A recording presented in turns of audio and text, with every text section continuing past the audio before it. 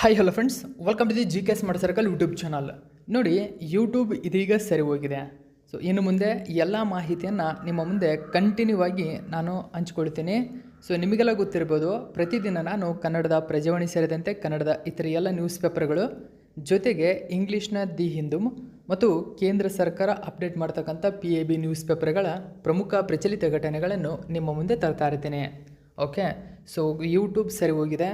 ಆ ಕಾರಣಕ್ಕಾಗಿ ಇನ್ನು ಮುಂದೆ ಕಂಟಿನ್ಯೂ ಆಗಿ ನಿಮ್ಮ ಮುಂದೆ ಈ ವಿಡಿಯೋಸನ್ನು ತರ್ತಾ ಇರ್ತೀನಿ. ಹಾಗಾದರೆ ಇವತ್ತಿನ ಕ್ವಶ್ಚನ್ ನಂಬರ್ 1 ಏನಿದೆ ಅಂತ ನೋಡೋಣ ಬನ್ನಿ. ನೋಡಿ, 2025 ಪ್ರತಿಷ್ಠಿತ 59ನೇ ಆವೃತ್ತಿಯ ಜ್ಞಾನಪೀಠ ಪ್ರಶಸ್ತಿಗೆ ವಿನೋದ್ ಕುಮಾರ್ ಶುಕ್ಲಾ ಅವರನ್ನು ಆಯ್ಕೆ ಮಾಡಲಾಗಿದೆ. ಹಾಗಾದರೆ ಇವರು ಕೆಳಗಿನ ಯಾವ ರಾಜ್ಯದಿಂದ ಈ ಪ್ರಶಸ್ತಿಯನ್ನು ಪಡೆದಂತಹ ಮೊಟ್ಟ ಮೊದಲ ವ್ಯಕ್ತಿ ಎಂಬ ಹೆಗ್ಗಳಿಕೆಗೆ ಪಾತ್ರವಾಗಿದ್ದಾರೆ? ಸೊ ಇದಕ್ಕೆ ಸರಿಯಾದಂಥ ಉತ್ತರ, ಇವರು ಛತ್ತೀಸ್ಗಢ ರಾಜ್ಯದವರು. ನೋಡಿ, ಛತ್ತೀಸ್ಗಢಕ್ಕೆ ಮೊದಲ ಜ್ಞಾನಪೀಠ ಪ್ರಶಸ್ತಿ ಲಭಿಸಿದೆ. ಛತ್ತೀಸ್ಗಢದ ಖ್ಯಾತ ಹಿಂದಿ ಕವಿ ಮತ್ತು ಬರಹಗಾರರಿವರು. ನೋಡಿ, ಇವರು ಹಿಂದಿ ಕವಿ, ಇದು ನೆನಪಿರ್ಕೋಬೇಕು. ಇನ್ನು ಇವರ ಹೆಸರು ಬಂದ್ಬಿಟ್ಟು ವಿನೋದ್ ಕುಮಾರ್ ಶುಕ್ಲಾ. ಸೊ ಇವರು 59ನೇ ಜ್ಞಾನಪೀಠ ಪ್ರಶಸ್ತಿಗೆ ಅರ್ಹರಾಗಿದ್ದಾರೆ. ಸೊ ಈವರೆಗೂ 12 ಖ್ಯಾತ ಹಿಂದಿ ಬರಹಗಾರರಿಗೆ ಜ್ಞಾನಪೀಠ ಪ್ರಶಸ್ತಿಗಳನ್ನು ನೀಡಲಾಗಿದೆ. ಸೊ ಇದನ್ನೊಳಗೊಂಡಂತೆ ಹಾಗಾದರೆ 58ನೇ ಜ್ಞಾನಪೀಠ ಪ್ರಶಸ್ತಿಯನ್ನು ಯಾರಿಗೆ ನೀಡಲಾಗಿದೆ ಅಂತ ನಿಮಗೆ ಕೇಳ್ಬೋದು. ಸೊ ಇದು 59ನೇ ಜ್ಞಾನಪೀಠ ಪ್ರಶಸ್ತಿ ಏನಿದೆ, ಸೊ ಈ ಪ್ರಶಸ್ತಿ 59ನೇ ಆವೃತ್ತಿ 2024ರದು.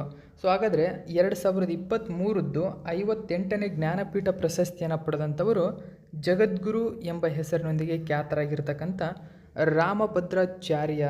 ಸೊ ಇವರು ಪಡೆದುಕೊಂಡಿದ್ದರು. ಸೊ ಸಂಸ್ಕೃತ ಮತ್ತು ಇವರು ಸಂಸ್ಕೃತ ಸೇರಿದರು. ಜೊತೆಗೆ ಗುಲ್ಜಾರ್ ಉರ್ದುವಿಗಾಗಿ ಈ ಪ್ರಶಸ್ತಿಯನ್ನು ನೀಡಲಾಗಿತ್ತು. ಇದನ್ನು ನೆನಪಿಟ್ಕೊಳ್ಳಿ.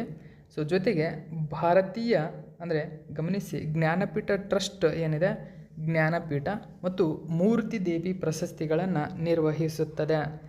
ಖ್ಯಾತ ಮಲಯಾಳಂ ಲೇಖಕ GS ಕುರುಪ್ ಅವರಿಗೆ ಮೊದಲ ಬಾರಿಗೆ ಜ್ಞಾನಪೀಠ ಪ್ರಶಸ್ತಿಯನ್ನು ನೀಡಲಾಗಿತ್ತು. ಇನ್ನು ವಿನೋದ್ ಕುಮಾರ್ ಶುಕ್ಲಾ ಮತ್ತು ಅವರ ಕೆಲಸ ಏನು, ಯಾವ ಉದ್ದೇಶಕ್ಕಾಗಿ ಈ ಪ್ರಶಸ್ತಿಯನ್ನು ನೀಡಲಾಗಿತ್ತು ಅಂತ ನೋಡೋದಾದರೆ, ನೋಡಿ, ವಿನೋದ್ ಕುಮಾರ್ ಶುಕ್ಲಾ ಛತ್ತೀಸ್ಗಢ ರಾಜ್ಯದವರು.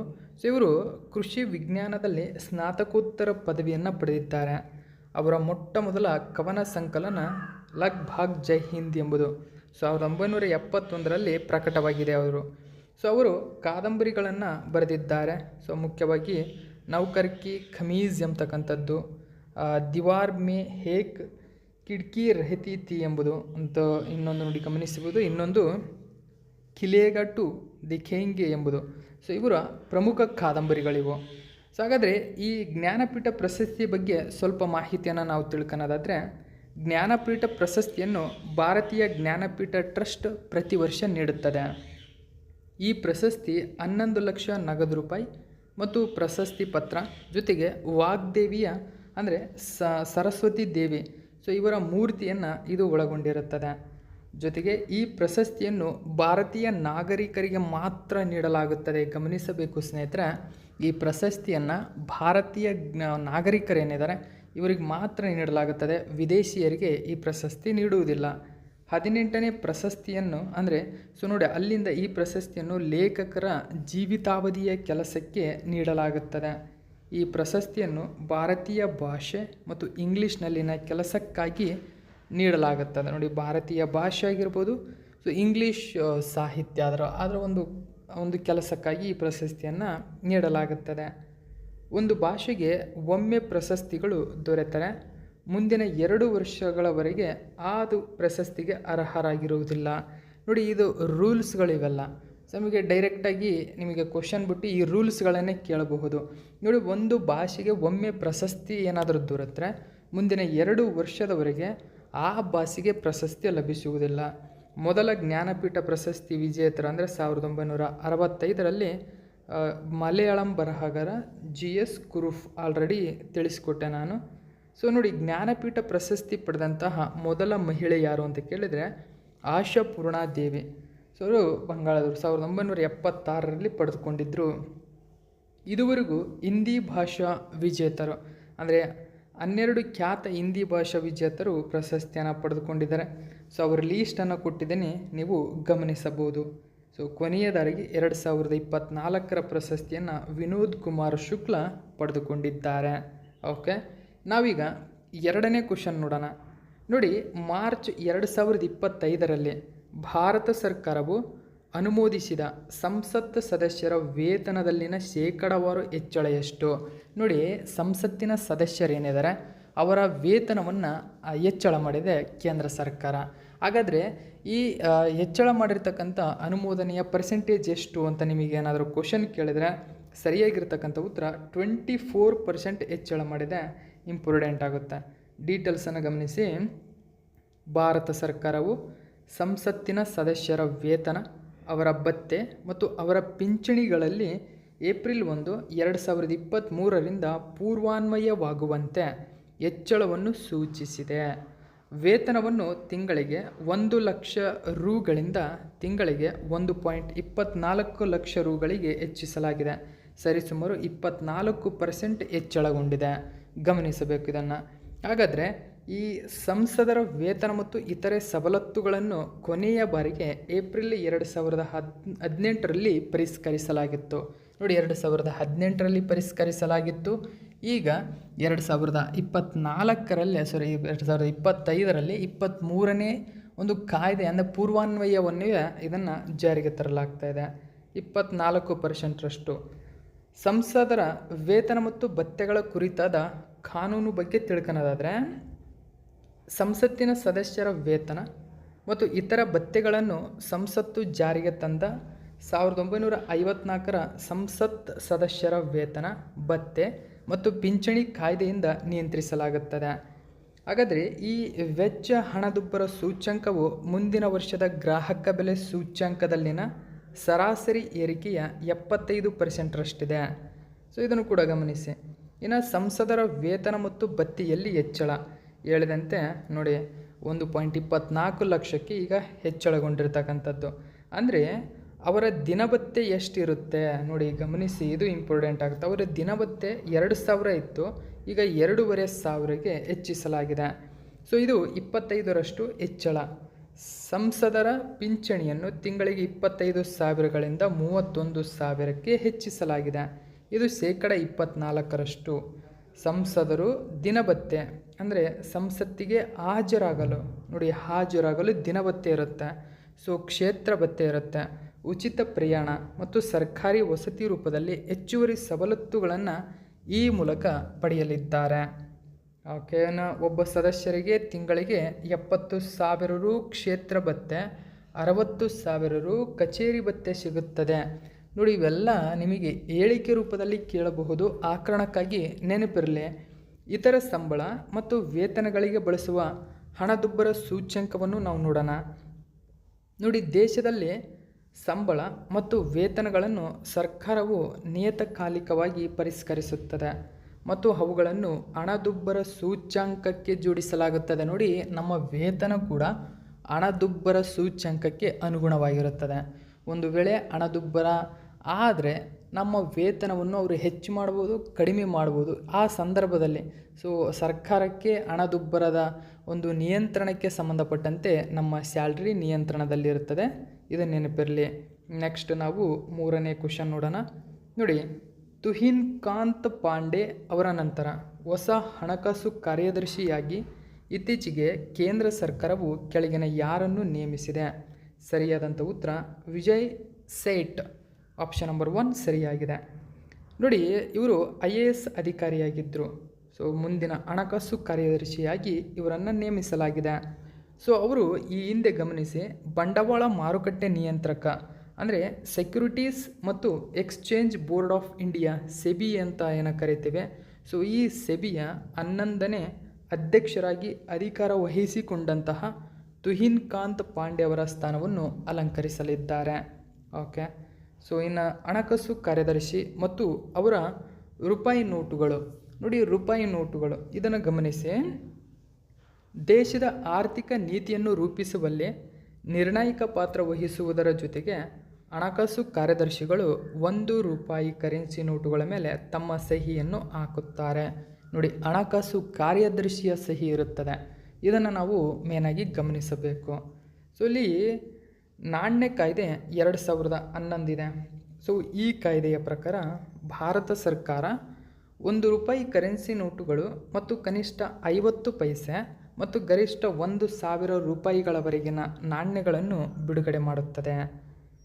1934ರ RBI ಕಾಯ್ದೆಯಡಿಯಲ್ಲಿ ಭಾರತೀಯ ರಿಸರ್ವ್ ಬ್ಯಾಂಕ್ RBI ₹2ಗಳಿಂದ ₹10,000 ಕರೆನ್ಸಿ ನೋಟುಗಳನ್ನು ಬಿಡುಗಡೆ ಮಾಡಬಹುದು.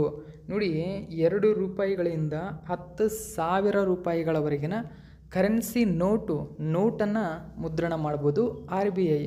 ಆದರೆ ₹1 ಮಾತ್ರ ಹಣಕಾಸು ಕಾರ್ಯದರ್ಶಿಯ ಒಂದು ಹ್ಯಾಂಡ್ ಓವರ್ ಇರುತ್ತದೆ. ನೆನಪಿಟ್ಕೋಬೇಕು. RBI ಹೊರಡಿಸುವ ಕರೆನ್ಸಿ ನೋಟುಗಳ ಮುಂಭಾಗದಲ್ಲಿ RBI ಗವರ್ನರ್ ಸಹಿ ಇದ್ದರೆ ₹1 ನೋಟುಗಳು ಮಾತ್ರ ಕೇಂದ್ರ ಹಣಕಾಸು ಕಾರ್ಯದರ್ಶಿಯ ಸಹಿಯನ್ನು ಹೊಂದಿರುತ್ತದೆ. ನೋಡಿ, ಹಣಕಾಸು ಕಾರ್ಯದರ್ಶಿಯ ಸಹಿಯನ್ನು ಹೊಂದಿರುತ್ತದೆ. ಇದನ್ನು ನೆನಪಿಟ್ಕೋಬೇಕು. ಹಣಕಾಸು ಸಚಿವರು ಅಂತ ಕೇಳಬಹುದು. ಸೊ ಈ ಬೇರೆ ಬೇರೆ ಕ್ವಶನನ್ನು ಕೇಳಬಹುದು. ಆ ಕಾರಣಕ್ಕಾಗಿ ಹಣಕಾಸು ಕಾರ್ಯದರ್ಶಿಯ ಸಹಿ ಇರುತ್ತದೆ. ₹1 ನೋಟಿನ ಇತಿಹಾಸ ನೋಡಿ. ಮೊದಲ ₹1 ನೋಟನ್ನು 1917ರಲ್ಲಿ ಬ್ರಿಟಿಷ್ ಭಾರತ ಸರ್ಕಾರವು ಅಂದರೆ MMS ಗುಬೆ ಅವರ ಸಹಿಯೊಂದಿಗೆ ಬಿಡುಗಡೆ ಮಾಡಿತು. ನೋಡಿ, ಅವರು ಸ್ವತಂತ್ರ ಕರೆನ್ಸಿ ಇಲಾಖೆಯ ಉಸ್ತುವಾರಿ ಹೊಂದಿರುವ ಕರೆನ್ಸಿ ನಿಯಂತ್ರಕರಾಗಿದ್ದರು MMS ಗುಬ್ಬೆ. ಸೊ ಅವರ ಸಹಿಯೊಂದಿಗೆ ಬಿಡುಗಡೆ ಮಾಡಿದ್ದು ಮೊಟ್ಟ ಮೊದಲ ಬಾರಿಗೆ ಬ್ರಿಟಿಷ್ ಸರ್ಕಾರವು. ಭಾರತದ ಸ್ವಾತಂತ್ರ್ಯದ ನಂತರ ಭಾರತ ಸರ್ಕಾರ 1949ರಲ್ಲಿ ₹1 ನೋಟನ್ನು ಮರು ವಿನ್ಯಾಸಗೊಳಿಸಿತು ಮತ್ತು ಅದು ಆಗಿನ ಹಣಕಾಸು ಕಾರ್ಯದರ್ಶಿ KRK ಮೆನನ್ ಅವರ ಸಹಿಯನ್ನು ಹೊಂದಿತ್ತು. ನೋಡಿ, KRK ಮೆನನ್. ಸೊ ಇವು ಚಿಕ್ಕ ಚಿಕ್ಕ ಪಾಯಿಂಟ್ಗಳಾಗಿದ್ದರು. ಎಕ್ಸಾಮ್ನ ಪಾಯಿಂಟ್ ಆಫ್ ವ್ಯೂವಿಂದ ಇಂಪಾರ್ಟೆಂಟ್ ಆಗುತ್ತೆ. 1994ರಲ್ಲಿ ಸರ್ಕಾರವು ಹೆಚ್ಚಿನ ವೆಚ್ಚದ ಕಾರಣ ₹1 ನೋಟು ಮುದ್ರಣವನ್ನು ನಿಲ್ಲಿಸಿತು. ಈಗ ಪುನಃ ಜಾರಿಗೆ ಬಂದಿದೆ. ಓಕೆ, ನೋಟುಗಳನ್ನು ಬ್ಯಾನ್ ಆಗಿರತಕ್ಕಂಥ ₹1 ನೋಟು ಕಾಯಿನ್ ಇದೆ ಈಗ. ಓಕೆ, ನೆಕ್ಸ್ಟ್ 4ನೇ ಕ್ವಶನ್ ನೋಡಿ. ಏಪ್ರಿಲ್ 2025ರಲ್ಲಿ ನಡೆಯಲಿರುವ ಭಾರತ ಆಫ್ರಿಕಾದ ಮೊದಲ ಕಡಲ ನೌಕಾ ವ್ಯಾಯಾಮದ ಹೆಸರೇನು? ನೋಡಿ, ಮೋಸ್ಟ್ ಇಂಪಾರ್ಟೆಂಟ್ ಆಗುತ್ತೆ. ಐಕೆಮೆ ಅಂತ ಕರೀತಾರೆ. ಸೊ ಐಕೆಮೆ ಎಂಬುದು ಒಂದು ಮ್ಯಾರಿಟೈಮ್ ನಾವಲ್ ಎಕ್ಸಸೈಸ್ ಆಗಿದೆ. ಸೊ ಇದು ಭಾರತ ಮತ್ತು ಆಫ್ರಿಕಾ ದೇಶದಲ್ಲಿರ್ತಕ್ಕಂಥ ತಾಂಜೇನಿಯಾ ಏನಿದೆ, ಆ ತಾಂಜೇನಿಯಾ ದೇಶದೊಂದಿಗೆ ನಡೀತಾ ಇರತಕ್ಕಂಥ ಮೊಟ್ಟ ಮೊದಲ ಕಡಲ ನೌಕಾ ವ್ಯಾಯಾಮ ಅಂದರೆ ಮೊದಲ ಆವೃತ್ತಿಯಾಗಿದೆ. ಈ ಮೊದಲ ಆವೃತ್ತಿಯ ವ್ಯಾಯಾಮಗಳೇನಾದರೂ ಇದ್ದರೆ ಎಕ್ಸಾಮ್ನ ಪಾಯಿಂಟ್ ಆಫ್ ವ್ಯೂವಿಂದ ತುಂಬಾ ಇಂಪಾರ್ಟೆಂಟ್ ಆಗುತ್ತೆ. ಹೆಚ್ಚಿನ ಡೀಟೇಲ್ಸನ್ನು ನೋಡಿ, ಭಾರತ ಮತ್ತು ತಾಂಜೇನಿಯಾ ದೇಶಗಳು ಇದೇ ಮೊದಲ ಬಾರಿಗೆ ಭಾರತ ಆಫ್ರಿಕಾ ನೌಕಾ ಎಕ್ಸಸೈಸ್ ನೋಡಿ ಐಕೆಮೆ ಅಂತ ಕರೀತಾರೆ. ಐಕೆಮೆ ಜಂಟಿಯಾಗಿ ಆಯೋಜಿಸಲಿದ್ದಾವೆ.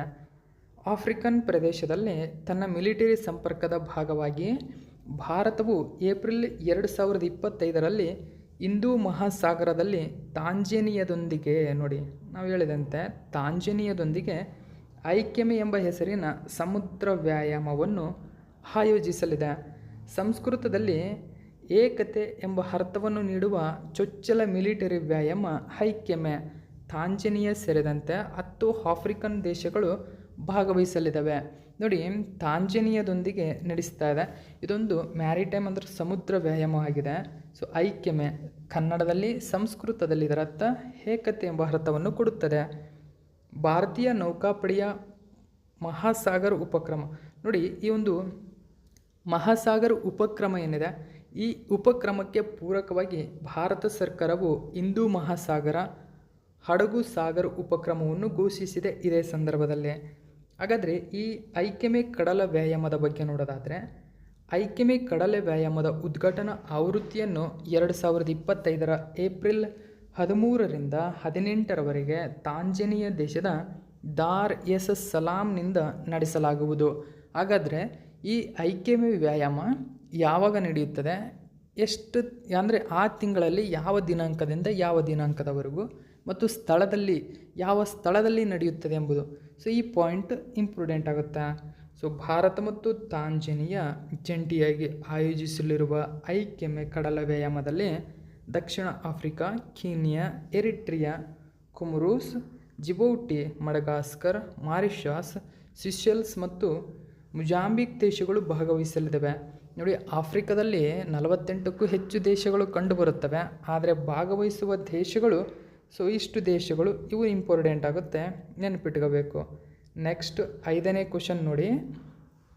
ಇತ್ತೀಚೆಗೆ ರಾಷ್ಟ್ರೀಯ ಇ ವಿಧಾನ ಅಪ್ಲಿಕೇಶನ್, ನೋಡಿ ನ್ಯಾಷನಲ್ ಇ ವಿಧಾನ ಅಪ್ಲಿಕೇಶನ್ ನೇವಾ ಅಂತ ಕರೀತಾರೆ ಇದನ್ನು. ಸೊ ನೇವಾಗೆ ಸೇರ್ಪಡೆಗೊಂಡಂತಹ ಭಾರತದ 28ನೇ ಶಾಸಕಾಂಗ ಯಾವುದು? ನೋಡಿ, 28th ಲೆಜಿಸ್ಲೇಚರ್. ಸೊ ಸರಿಯಾದಂಥ ಉತ್ತರ ದೆಹಲಿ ಶಾಸಕಾಂಗ. ಹಾಗಾದರೆ ಏನಿದು ನೇವಾ? ಹೆಚ್ಚಿನ ಡೀಟೇಲ್ಸನ್ನು ತಿಳ್ಕೊಳ್ಳೋಣ. ನೇವಾ ಅಂದರೆ ಏನು ಅಂತ ನೋಡಿ. ಕಾಗದ ರಹಿತ ಮತ್ತು ಡಿಜಿಟಲ್ ಶಾಸಕಾಂಗ ಪ್ರಕ್ರಿಯೆಯನ್ನು ರಚಿಸಲು ನೇವಾಗೆ ಸೇರ್ಪಡೆಗೊಂಡ ಭಾರತದ 28ನೇ ರಾಜ್ಯ ದೆಹಲಿ. 2022ರಲ್ಲಿ ಈ ನೇವಾ ಜಾರಿಗೆ ಬಂದ ಭಾರತದ ಮೊದಲ ರಾಜ್ಯ ನಾಗಾಲ್ಯಾಂಡ್. ನೋಡಿ, ನೇವಾವನ್ನು ಜಾರಿಗೆ ತಂದ ಅಂದರೆ ಜಾರಿಗೆ ಬಂದಂಥ ಅಂದರೆ ಈ ನೇವಾವನ್ನು ಜಾರಿಗೆ ತಂದ ಭಾರತದ ಮೊದಲ ರಾಜ್ಯ ನಾಗಾಲ್ಯಾಂಡ್ ಆಗಿತ್ತು. ಹಾಗಾದರೆ ಈ ನೇವಾದ ಉದ್ದೇಶವೇನು? ಸ್ಟಾರ್ಟಿಂಗಲ್ಲಿ ಇದೆ ಗಮನಿಸಿ. ನೇವಾದ ಉದ್ದೇಶ ಕಾಗದ ರಹಿತ ಮತ್ತು ಡಿಜಿಟಲ್ ಶಾಸಕಾಂಗ ಪ್ರಕ್ರಿಯೆ. ಕಾಗದ ರಹಿತವಾಗಿರುತ್ತೆ, ಅದು ಡಿಜಿಟಲ್ ರೂಪದಲ್ಲಿ ಶಾಸಕಾಂಗ ಪ್ರಕ್ರಿಯೆಯನ್ನು ನಿರ್ವಹಿಸುತ್ತದೆ. ಹಾಗಾದರೆ ನೋಡಿ, ಇದನ್ನು ದೆಹಲಿ ಇದೀಗ ಸೇರ್ಪಡೆಗೊಂಡಿದೆ. ಭಾರತವು ಸಂಸತ್ತು ಎಂಬ ರಾಷ್ಟ್ರೀಯ ಶಾಸಕಾಂಗವನ್ನು ಹೊಂದಿದೆ ಮತ್ತು ಭಾರತ 28 ರಾಜ್ಯಗಳು, 3 ಕೇಂದ್ರಾಡಳಿತ ಪ್ರದೇಶಗಳಿದ್ದಾವೆ. ಅಂದರೆ ದೆಹಲಿ, ಪುದುಚೇರಿ, ಜಮ್ಮು ಕಾಶ್ಮೀರ. ಸೊ ಇವು ಶಾಸಕಾಂಗವನ್ನು ಹೊಂದಿರತಕ್ಕಂಥವು ಇವೆಲ್ಲವೂ ಕೂಡ. ಓಕೆ, ಶಾಸಕಾಂಗವನ್ನು ಯಾವ್ಯಾವ ಹೊಂದಿವೆ ಎಂಬುದು ಇಲ್ಲಿ ನೀವು ಗಮನಿಸಬೇಕು. ಓಕೆ, ನೇವಾ ಅಂದ್ರೇನು ಹಾಗಾದರೆ? ಸೊ ನೇವಾ ಪ್ರಧಾನಿ ನರೇಂದ್ರ ಮೋದಿಯವರ ಒಂದು ರಾಷ್ಟ್ರ ಒಂದು ಅನ್ವಯಿಕೆ ಈ ದೃಷ್ಟಿಕೋನವನ್ನು ಸಾಕಾರಗೊಳಿಸಲು ಕೇಂದ್ರ ಸರ್ಕಾರ ಇದನ್ನು ಸಾಕಾರಗೊಳಿಸಲು ಇರತಕ್ಕಂಥ ವೇದಿಕೆಯೇ ನೇವಾ. ಓಕೆ, ಇದು ಕೇಂದ್ರ ಸಂಸದೀಯ ವ್ಯವಹಾರಗಳ ಸಚಿವಾಲಯದ ಅಡಿಯಲ್ಲಿ ಬರುತ್ತದೆ. ನೋಡಿ, ಸಂಸದೀಯ ವ್ಯವಹಾರಗಳ ಸಚಿವಾಲಯ ಇದರ ಅಡಿಯಲ್ಲಿ ಕಂಡುಬರುತ್ತದೆ. ಇದು ಕಾಗದ ಆಧಾರಿತ ಶಾಸಕಾಂಗ ಪ್ರಕ್ರಿಯೆಯನ್ನು ಎಲ್ಲರಿಗೂ ಪ್ರವೇಶಿಸಬಹುದಾದ ದಕ್ಷ ಡಿಜಿಟಲ್ ಕಾಗದ ರಹಿತ ವ್ಯವಸ್ಥೆಯೊಂದಿಗೆ ಬದಲಾಯಿಸುವಂತಹ ಒಂದು ಗುರಿಯನ್ನು ಹೊಂದಿದೆ. ಅಂದರೆ ಕಾಗದ ರಹಿತವಾಗಿ ವ್ಯವಹಾರ ಮಾಡಿಸುವಂತಹ ಗುರಿಯನ್ನು ಹೊಂದಿದೆ. ಇದು ಅಂದರೆ NIC ಅಂದರೆ ರಾಷ್ಟ್ರೀಯ ಮಾಹಿತಿ ಕೇಂದ್ರ. ಸೊ ಇದರ ಒಂದು ಕ್ಲೌಡ್ ಸಿಸ್ಟಮ್ ಆಗಿರ್ಬೋದು. ಮೇಘರಾಜ್ 2.0ನಲ್ಲಿ ಹೋಸ್ಟ್ ಮಾಡಲಾದ ಕೆಲಸದ ಅರಿವು ಆಧಾರಿತ ವ್ಯವಸ್ಥೆಯಾಗಿದೆ. ನೋಡಿ, ಮೇಘರಾಜ್ 2.0 ಈ ಒಂದು NIC ಕ್ಲೌಡ್ ಸಿಸ್ಟಮ್ ಇವೆಲ್ಲ ಯಾವುದಕ್ಕೆ ಸಂಬಂಧಪಟ್ಟಿದೆ ಅಂತ ಕೂಡ ಕೇಳಬಹುದು, ನೆನಪಿರಲಿ. ನೆಕ್ಸ್ಟ್ 6ನೇ ಕ್ವಶನ್ ನೋಡಿ. ಇತ್ತೀಚೆಗೆ ಕೇಂದ್ರ ಸರ್ಕಾರದ ಜಲಶಕ್ತಿ ಅಭಿಯಾನದ 6ನೇ ಆವೃತ್ತಿ ಮಳೆ ಹಿಡಿಯುವ ಯೋಜನೆ 2025 ಕೆಳಗಿನ ಯಾವ ಸ್ಥಳದಲ್ಲಿ ಪ್ರಾರಂಭಿಸಿದೆ? ನೋಡಿ, ಇಂಗ್ಲೀಷಲ್ಲಿ ನೆನಪಿಡ್ಕೊಳ್ಳಿ. Jal Shakti Abhiyan catch the rain scheme 2025. So ಎಲ್ಲಿ ಲಾಂಚ್ ಆಗಿದೆ? ಹರಿಯಾಣದ ಪಂಚಕುಲದಲ್ಲಿ ಕೇಂದ್ರ ಸರ್ಕಾರ ಲಾಂಚ್ ಮಾಡಿದೆ. ಲಾಂಚ್ ಮಾಡಿರ್ತಕ್ಕಂಥದ್ದು ಅಲ್ಲಾದರೆ ಇದು ಇಡೀ ದೇಶಕ್ಕೆ ಅನ್ವಯಿಸುತ್ತದೆ. ಇದು ನೆನಪಿಟ್ಕೋಬೇಕು, ಯಾಕಂದರೆ ಕೇಂದ್ರ ಸರ್ಕಾರದ ಯೋಜನೆಯಾಗಿದೆ ಅದು. ಓಕೆ, ಸೊ ಡೀಟೇಲ್ಸನ್ನು ತಿಳ್ಕೊಳ್ಳೋಣ. ದೇಶದ 148 ನೀರಿನ ಕೊರತೆ ಇರುವ ಜಿಲ್ಲೆಗಳು. ಸೊ ಆಲ್ರೆಡಿ ಈ ಜಿಲ್ಲೆಗಳನ್ನು ಗುರುತಿಸಿದೆ. ನಮ್ಮ ಕರ್ನಾಟಕದಲ್ಲೂ ಕೂಡ ಕೆಲವು ಜಿಲ್ಲೆಗಳನ್ನು ಗುರುತಿಸಿರ್ತಕ್ಕಂಥದ್ದು. ಸೊ ಈ 148 ನೀರಿನ ಕೊರತೆ ಇರುವ ಜಿಲ್ಲೆಗಳನ್ನು ಕೇಂದ್ರೀಕರಿಸಿದೆ. ಸೊ ಈ ಒಂದು ಯೋಜನೆ ಮಾರ್ಚ್ 22, 2025 ವಿಶ್ವ ಜಲ ದಿನಾಚರಣೆ ಏನಿತ್ತು, ಈ ದಿನದಂದು ಹರಿಯಾಣದ ಪಂಚಕುಲದಲ್ಲಿ ಈ ಅಭಿಯಾನವನ್ನು ಅಂದರೆ Jal Shakti Abhiyan catch the rain 2025 so ಇದರ 6ನೇ ಆವೃತ್ತಿಯನ್ನು ಪ್ರಾರಂಭಿಸಲಾಗಿದೆ. ಸೊ ಇಲ್ಲೇ ಈ ಪಾಯಿಂಟ್ ತುಂಬ ಇಂಪಾರ್ಟೆಂಟ್ ಆಗುತ್ತೆ ನೋಡಿ. ದೇಶದ 148 ನೀರಿನ ಕೊರತೆ ಇರುವ ಜಿಲ್ಲೆಗಳಿಗೆ ಸೊ ಇದನ್ನು ಕೇಂದ್ರೀಕರಿಸುತ್ತದೆ. ಅದು ನವದೆಹಲಿಯವರೆಗೆ ಇದೇ ಮೊದಲ ಬಾರಿಗೆ ಈ ಅಭಿಯಾನವನ್ನು ಪ್ರಾರಂಭಿಸಲಾಗಿದೆ. ಭಾರತ ಸರ್ಕಾರವು 2019ರಲ್ಲಿ ಈ ಅಭಿಯಾನವನ್ನು ಪ್ರಾರಂಭಿಸಿದೆ. ನಂತರ ಇದನ್ನು 2021ರಲ್ಲಿ ಮಳೆ ಹಿಡಿಯಿರಿ ಎಂದು ಮರುನಾಮಕರಣ ಮಾಡಲಾಯಿತು. ವಾರ್ಷಿಕ ಅಭಿಯಾನವು ಜನರಲ್ಲಿ ಜಲ ಸಂರಕ್ಷಣಾ ಜಾಗೃತಿಯನ್ನು ಹೆಚ್ಚಿಸುವುದು ಮತ್ತು ಜಲ ಸಂರಕ್ಷಣಾ ಯೋಜನೆಗಳಲ್ಲಿ ಸಮುದಾಯದ ಭಾಗವಹಿಸುವಿಕೆಯನ್ನು ಖಚಿತಪಡಿಸುವ ಗುರಿಯನ್ನು ಹೊಂದಿದೆ. ನೋಡಿ, ಮೇನಾಗಿ ಇಂಟೆನ್ಷನ್ ಏನಿದೆ, ಜಲ ಸಂರಕ್ಷಣೆಯಾಗಿದೆ. ಸೊ ಇದರ ಥೀಮ್ ಏನು ಹಾಗಾದರೆ 2025 ನೋಡಿ, ಇದರ ಥೀಮು ನೋಡಿ, ಜಲಶಕ್ತಿ ಅಭಿಯಾನದ ಥೀಮ್ ಏನಿದೆ 2021ರಲ್ಲಿ ಮಳೆ ಹಿಡಿಯಿರಿ, ಜಲ ಸಂರಕ್ಷಣೆಗಾಗಿ ಜನರ ಕ್ರಮ, ತೀವ್ರಗೊಂಡ ಸಮುದಾಯದ ಸಂಪರ್ಕದ ಕಡೆಗೆ ಎಂಬುದು. ಅಂದರೆ ಇಂಗ್ಲೀಷಲ್ಲಿ ನೆನ್ಪಿಟ್ಕೊಳ್ಳಿ ಸ್ನೇಹಿತರೆ, people's action for water conservation towards intensified community connect ಎಂಬುದು ಈ ವರ್ಷದ ಥೀಮ್. ಓಕೆ, ಸೊ ಯಾಕಂದರೆ ಇವು ಹೇಳಿಕೆ ರೂಪದಲ್ಲಿ ಕೇಳತಕ್ಕಂಥ ಚಾನ್ಸಸ್ ಇರುತ್ತೆ. ನೆಕ್ಸ್ಟು 7ನೇ ಕ್ವಶನ್ ನೋಡಿ. ಇತ್ತೀಚೆಗೆ ಅಧ್ಯಕ್ಷೆ ದ್ರೌಪದಿ ಮುರ್ಮುರವರು ಕೆಳಗಿನ ಯಾವ ಕ್ಷೇತ್ರದಲ್ಲಿನ ಸಾಧನೆಗಾಗಿ 2025ರ 19ನೇ ಆವೃತ್ತಿಯ ರಾಮನಾಥ್ ಗೋಯಂಕ ಪ್ರಶಸ್ತಿಯನ್ನು ವಿಜೇತರಿಗೆ ನೀಡಿದರು?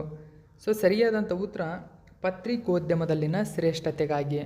ನೋಡಿ, ರಾಮನಾಥ್ ಗೋಯಂಕ ಪ್ರಶಸ್ತಿ ಯಾವ ಕ್ಷೇತ್ರದಲ್ಲಿನ ಸಾಧನೆಗಾಗಿ ನೀಡಲಾಗುತ್ತದೆ ಅಂತ ಕ್ವಶನ್ ಕೇಳಿದರೆ ಇದು ಪತ್ರಿಕೋದ್ಯಮಕ್ಕಾಗಿ ನೀಡಲಾಗುವ ಒಂದು ಪ್ರಶಸ್ತಿಯಾಗಿದೆ. ಸೊ ಇದನ್ನು ಅಧ್ಯಕ್ಷೆ ರಾಷ್ಟ್ರಪತಿಗಳು ನೀಡಿದರೆ, ಸೊ ರಾಷ್ಟ್ರಪತಿಗಳು ಯಾವುದೇ ಪ್ರಶಸ್ತಿಯಾಗಿದ್ದರೂ ಕೂಡ ಇಂಪಾರ್ಟೆಂಟ್ ಆಗುತ್ತೆ. ಹರಿಯಾಣದ ಯುವಕರು ಅಮೆರಿಕ ಸಂಯುಕ್ತ ಸಂಸ್ಥಾನಕ್ಕೆ ಅಕ್ರಮವಾಗಿ ಪ್ರವೇಶಿಸಲು ಅಥವಾ ಅಕ್ರಮವಾಗಿ ಅಮೆರಿಕಕ್ಕೆ ಹೋಗಲು ಸೊ ಅವರು ಒಂದು ಮಾರ್ಗವನ್ನು ಅಳವಡಿಸಿಕೊಂಡಿದ್ದರು. ಆ ಮಾರ್ಗದ ಹೆಸರೇ ಡಂಕಿ ಮಾರ್ಗ, ಡಂಕಿ ರೂಟ್ ಅಂತ ಕರೀತಾರೆ. ಸೊ ಈ ಮಾರ್ಗದ ಒಂದು ವಿಶ್ಲೇಷಣಾ ವರದಿಗಾಗಿ ಆಜ್ ತಕ್ನ ನೋಡಿ, ಆಜ್ ತಕ್ ಎಂಬುದು ಒಂದು ಪತ್ರಿಕೆ ಮತ್ತು ಅದು ಒಂದು ಶೋ ಆಗಿದೆ. ಸೊ ಅದರ ಒಂದು ಇರತಕ್ಕಂಥ ಮೃದುಲಿಕಾ ಜಾ ಅಂತ ಕರೀತಾರೆ. ಈ ಮೃದುಲಿಕಾ ಜಾರವರು 2025ರ ಪತ್ರಿಕೋದ್ಯಮದಲ್ಲಿನ ಶ್ರೇಷ್ಠತೆಗಾಗಿ ರಾಮನಾಥ್ ಗೋಯಂಕ ಪ್ರಶಸ್ತಿಯನ್ನು ಗೆದ್ದಿದ್ದಾರೆ. ಓಕೆ, ಮಾರ್ಚ್ 19, 2025ರಂದು ನವದೆಹಲಿಯಲ್ಲಿ ನಡೆದ ಸಮಾರಂಭದಲ್ಲಿ 2025ರ ಪತ್ರಿಕೋದ್ಯಮದಲ್ಲಿನ ಶ್ರೇಷ್ಠತೆಗಾಗಿ 19ನೇ ರಾಮನಾಥ್ ಗೋಯಂಕ ಪ್ರಶಸ್ತಿಯಲ್ಲಿ 20 ವಿಭಾಗಗಳಲ್ಲಿ 27 ಪತ್ರಕರ್ತರನ್ನು ಸನ್ಮಾನಿಸಲಾಗಿದೆ. ನೋಡಿ, 20 ವಿಭಾಗದಲ್ಲಿ 27 ಪತ್ರಕರ್ತರಿಗೆ ಈ ಪ್ರಶಸ್ತಿಯನ್ನು ನೀಡಲಾಗಿದೆ. ಸೊ ಇಂಡಿಯನ್ ಎಕ್ಸ್‌ಪ್ರೆಸ್ ಗ್ರೂಪ್ ತನ್ನ ಸಂಸ್ಥಾಪಕ ರಾಮನಾಥ್ ಗೋಯಂಕ ಅವರ ಜನ್ಮ ಶತಮಾನೋತ್ಸವದ ಒಂದು ಸಂದರ್ಭದಲ್ಲಿ ಪತ್ರಿಕೋದ್ಯಮದಲ್ಲಿ ಶ್ರೇಷ್ಠತೆಗಾಗಿ ಈ ಪ್ರಶಸ್ತಿಯನ್ನು ನೀಡುತ್ತದೆ. ಹಾಗಾದರೆ ಯಾರು ಈ ಪ್ರಶಸ್ತಿಯನ್ನು ನೀಡುತ್ತಾರೆ? ರಾಷ್ಟ್ರಪತಿ ದ್ರೌಪದಿ ಮುರ್ಮು ಅವರು 19ನೇ ರಾಮನಾಥ್ ಗೋಯಂಕ ಪತ್ರಿಕೋದ್ಯಮ ಶ್ರೇಷ್ಠತೆ ಪ್ರಶಸ್ತಿಯನ್ನು ನೀಡುತ್ತಾರೆ. ಅವರು ಮುಖ್ಯ ಅತಿಥಿಯಾಗಿ ಭಾಗವಹಿಸಿದ್ದರು. ಅವರು 19ನೇ ಆವೃತ್ತಿಯ ಪ್ರಶಸ್ತಿ ವಿಜೇತರಿಗೆ ಪ್ರಶಸ್ತಿಯನ್ನು ಪ್ರದಾನ ಮಾಡಿದರು. ವಿಜೇತರು 1 ಲಕ್ಷ ರೂಪಾಯಿ ಟ್ರೋಫಿ ಮತ್ತು ಪ್ರಶಸ್ತಿ ಪತ್ರವನ್ನು ಪಡೆದುಕೊಳ್ಳುತ್ತಾರೆ. ಓಕೆ, ಸೊ ಈ ಪ್ರಶಸ್ತಿ ನೋಡಿ, ನಾನು ಹೇಳದಂತೆ ಮುದ್ರಣ ಅಥವಾ ಡಿಜಿಟಲ್ ಮತ್ತು ಪ್ರಸಾರ ಅಥವಾ ಪತ್ರಿಕೋದ್ಯಮ, ಪ್ರಸಾರ ಪತ್ರಿಕೋದ್ಯಮ. ಸೊ ಇದರಲ್ಲೇ ಅಂದರೆ ಈ ಗಮನಿಸಿ, ಪ್ರಿಂಟ್ ಆ್ಯಂಡ್ ಡಿಜಿಟಲ್ ಆಗಿರ್ಬೋದು ಮತ್ತು ಬ್ರಾಡ್ಕಾಸ್ಟ್ ಜರ್ನಲಿಸಮ್ನಲ್ಲಿ ಸಾಧನೆ ಮಾಡಿದವರಿಗೆ ಈ ಪ್ರಶಸ್ತಿಯನ್ನು ನೀಡಲಾಗುತ್ತದೆ. ನೆಕ್ಸ್ಟ್ 8ನೇ ಕ್ವಶನ್ ನೋಡಿ. ಇತ್ತೀಚೆಗೆ ಬಿಡುಗಡೆಯಾದ 2025ರ ವಿಶ್ವ ಸಂತೋಷ ವರದಿಯ ಪ್ರಕಾರ ಭಾರತವು ಜಾಗತಿಕವಾಗಿ ಎಷ್ಟನೇ ಸ್ಥಾನದಲ್ಲಿದೆ? ಸರಿಯಾದಂಥ ಉತ್ತರ 118ನೇ ಸ್ಥಾನದಲ್ಲಿದೆ. ನೋಡಿ, ವಿಶ್ವ ಸಂತೋಷ ವರದಿ ಬಿಡುಗಡೆಯಾಗಿದೆ. ಈ ವರದಿಯಲ್ಲಿ 147 ದೇಶಗಳಲ್ಲಿ ಭಾರತವು 118ನೇ ಅತ್ಯಂತ ಸಂತೋಷದಾಯಕ ರಾಷ್ಟ್ರವಾಗಿದೆ. ಕಳೆದ ವರ್ಷ 126ನೇ ಸ್ಥಾನದಲ್ಲಿದ್ದಂತಹ ನಮ್ಮ ಭಾರತ ಸೊ ಇತ್ತೀಚಿನ ಈ ವರದಿಯಲ್ಲಿ 8 ಸ್ಥಾನಗಳಿಗೆ ಏರಿಕೆಯನ್ನು ಕಂಡಿದೆ. ಸೊ ಫಿನ್ಲ್ಯಾಂಡ್ ಸತತವಾಗಿ ಈ ವರ್ಷವೂ ಅತ್ಯಂತ ಸಂತೋಷದಾಯಕ ದೇಶ. ಸೊ ಅಫ್ಘಾನಿಸ್ತಾನ ವಿಶ್ವದ ಅತ್ಯಂತ ಅತೃಪ್ತ ದೇಶವಾಗಿದೆ. ನೋಡಿ, ಪ್ರತಿ ವರ್ಷ ಮಾರ್ಚ್ 20ರಂದು ಬರುವ ಅಂತಾರಾಷ್ಟ್ರೀಯ ಸಂತೋಷ ದಿನಾಚರಣೆ. ನೋಡಿ, ಮಾರ್ಚ್ 20ರಂದು ನಾವು ಅಂತಾರಾಷ್ಟ್ರೀಯ ಸಂತೋಷ ದಿನಾಚರಣೆಯನ್ನು ಆಚರಣೆ ಮಾಡ್ತೀವಿ. ಸೊ ಇದೇ ಸಂದರ್ಭದಲ್ಲಿ ಈ ವರದಿ ಬಿಡುಗಡೆಯಾಗಿದೆ. ಸೊ ಇದು 13ನೇ ಆವೃತ್ತಿಯ ಒಂದು ವರದಿಯಾಗಿದೆ. ಸೊ ಹಾಗಾದರೆ ಯಾರು ಬಿಡುಗಡೆ ಮಾಡ್ತಾರೆ ಈ ವರದಿಯನ್ನು? ಸೊ ಈ ವರದಿಯನ್ನು ಆಕ್ಸ್ಫರ್ಡ್ ವಿಶ್ವವಿದ್ಯಾಲಯದ ಯೋಗಕ್ಷೇಮ ಸಂಶೋಧನಾ ಕೇಂದ್ರವು ಗ್ಯಾಲಫ್ ಮತ್ತು ವಿಶ್ವಸಂಸ್ಥೆಯ ಸುಸ್ಥಿರ ಅಭಿವೃದ್ಧಿ ಪರಿಹಾರ ಜಾಲದ ಸಹಭಾಗಿತ್ವದಲ್ಲಿ ಬಿಡುಗಡೆಯಾಗುತ್ತೆ. ನೋಡಿ ಯಾರ್ಯಾರು ಇದನ್ನು ಬಿಡುಗಡೆ ಮಾಡ್ತಾರೆ. ಸೊ ಹಾಗಾದರೆ ಈ ಬಿಡುಗಡೆಗೆ ಬಳಸುವ ವಿಧಾನ ಏನು ನೋಡಿ. ಒಂದು ದೇಶದ ಸುಮಾರು 1000 ಜನರನ್ನು 0 ರಿಂದ 10 ಅಂಕಗಳ ಆಧಾರದ ಮೇಲೆ ತಮ್ಮ ಜೀವನವನ್ನು ರೇಟ್ ಮಾಡಿ ಈ ವ್ಯವಸ್ಥೆಯ ಮೂಲಕ ಬಿಡುಗಡೆ ಮಾಡಲಾಗುತ್ತದೆ. ಸತತವಾಗಿ ನಾನು ಹೇಳಿದಂತೆ ಫಿನ್ಲ್ಯಾಂಡ್ 8ನೇ ಬಾರಿಗೆ ಸಂತೋಷದಾಯಕ ದೇಶ. ಓಕೆ, ಸೊ ಹಾಗಾದರೆ ವಿಶ್ವದ ಅತ್ಯಂತ ಅತೃಪ್ತ ರಾಷ್ಟ್ರಗಳಲ್ಲಿ ಅಫ್ಘಾನಿಸ್ತಾನ ಕೊನೆಯದಲ್ಲಿದೆ. ಸಿಯೇರಾ ಲಿಯೋನ್ 146ನೇ ಸ್ಥಾನದಲ್ಲಿದೆ. ಲೆಬನಾನ್ 145ನೇ ಸ್ಥಾನದಲ್ಲಿದೆ. ಟಾಪ್ 10 ದೇಶಗಳ ಲಿಸ್ಟ್ ಗಮನಿಸಬಹುದು. ಇವು ವಿಶ್ವದ ಅತ್ಯಂತ ಸಂತೋಷದಾಯಕ ದೇಶಗಳಾಗಿವೆ. ಓಕೆ, ನೆಕ್ಸ್ಟ್ 9ನೇ ಕ್ವಶನ್ ನೋಡಿ. ರಾಷ್ಟ್ರಪತಿ ದ್ರೌಪದಿ ಮುರ್ಮು ಅವರು ಮಾರ್ಚ್ 21, 2025ರಂದು ನವದೆಹಲಿಯ ರಾಷ್ಟ್ರಪತಿ ಭವನದ ಅಮೃತ್ ಉದ್ಯಾನವನದಲ್ಲಿ ನಡೆದ ಪರ್ಪಲ್ ಫೆಸ್ಟ್ 2025 ಉದ್ಘಾಟಿಸಿದರು. ಹಾಗಾದರೆ ಈ ಫೆಸ್ಟಿವಲ್ ಯಾರನ್ನು ಗುರಿಯಾಗಿಸಿಕೊಂಡಿದೆ? ಸರಿಯಾದಂಥ ಉತ್ತರ ಸ್ನೇಹಿತರೆ, ಅಂಗವಿಕಲರು, PWDಗಳು ಅಂತ ಕರಿತೀವಿ. ಪರ್ಪಲ್ ಫೆಸ್ಟಿವಲ್ ಪ್ರತಿ ವರ್ಷ ಅಂಗವಿಕಲರಿಗಾಗಿ ನಡೆಸುವ ಒಂದು ಪ್ರಮುಖ ಫೆಸ್ಟಿವಲ್, ಅಂದರೆ ಒಂದು ಹಬ್ಬದ ರೀತಿಯ ಅನ್ಬೋದು. ಸೊ ಪರ್ಪಲ್ ಫೆಸ್ಟಿವಲ್ ಅಂಗವಿಕಲರನ್ನು ಕೇಂದ್ರೀಕರಿಸುತ್ತದೆ ಎಂಬುದು ನೆನಪಿರಬೇಕು. ಸೊ ನೋಡಿ, ಕಳೆದ ವರ್ಷವೂ ರಾಷ್ಟ್ರಪತಿ ಭವನವು ಪರ್ಪಲ್ ಫೆಸ್ಟನ್ನು ಆಯೋಜಿಸಿತ್ತು ಎಂಬುದು ಗಮನಿಸಿ. ಭಾರತದಲ್ಲಿ ದಿವ್ಯಾಂಗಜನ್ ಎಂದು ಕರೆಯಲ್ಪಡುವ ಅಂಗವಿಕಲರ ಪ್ರತಿಭೆ, ಸಾಧನೆ ಮತ್ತು ಅವರ ಆಕಾಂಕ್ಷೆಗಳನ್ನು ಪರ್ಪಲ್ ಫೆಸ್ಟ್ ಆಚರಿಸುತ್ತದೆ. ದೇಶದ ಮೊದಲ ಪರ್ಪಲ್ ಫೆಸ್ಟನ್ನು ಜನವರಿ 2023ರಲ್ಲಿ ಗೋವಾದ ಪಂಜಿಮ್ನಲ್ಲಿ ಆಯೋಜಿಸಲಾಗಿತ್ತು. ನೋಡಿ, 2023ರಲ್ಲಿ ಮೊದಲ ಬಾರಿಗೆ ಗೋವಾದಲ್ಲಿ. ಸೊ ಉತ್ಸವವನ್ನು ಪರ್ಪಲ್ ಫೆಸ್ಟ್ ಎಂದು ಏಕೆ ಕರೀತಾರೆ ನೋಡಿ. ಹಸಿರು ಬಣ್ಣ ಪರಿಸರದೊಂದಿಗೆ ಸಂಬಂಧ ಹೊಂದಿದ್ರೆ, ಗುಲಾಬಿ ಬಣ್ಣ LGBT ಸಮುದಾಯದೊಂದಿಗೆ ಸಂಬಂಧ ಹೊಂದಿದೆ. ಅದೇ ಕೆಂಪು ಬಣ್ಣವು ಕಾರ್ಮಿಕ ಚಳುವಳಿಯೊಂದಿಗೆ ಸಂಬಂಧ ಹೊಂದಿದೆ. ಪ್ರಪಂಚದಾದ್ಯಂತ ನೇರಳೆ ಬಣ್ಣ ಅಂದರೆ ಪರ್ಪಲ್. ಸೊ ಈ ಪರ್ಪಲ್ ಅಥವಾ ನೇರಳೆ ಬಣ್ಣ ಏನಿದೆ, ಅಂಗವೈಕಲ್ಯ ವಕಾಲತ್ತು ಚಳುವಳಿಯೊಂದಿಗೆ ಹೆಚ್ಚಾಗಿ ಸಂಬಂಧ ಹೊಂದಿದೆ. ಆ ಕಾರಣಕ್ಕಾಗಿ ನೇರಳೆ ಬಣ್ಣವು ಘನತೆ, ಗೌರವ, ಸಬಲೀಕರಣದೊಂದಿಗೆ ಸಂಬಂಧ ಹೊಂದಿದೆ, ಅಂದರೆ ಅಂಗವಿಕಲರಿಗಾಗಿ. ಓಕೆ, ಸೊ ಇದು ಇವತ್ತಿನ ಪ್ರಮುಖ ಪ್ರಚಲಿತ ಘಟನೆ. ಇದೇ ತರಹದ ಮಾಹಿತಿಯೊಂದಿಗೆ ಮತ್ತೆ ನಿಮ್ಮನ್ನು ಭೇಟಿಯಾಗ್ತೀನಿ. Thank you so much for watching my video friends.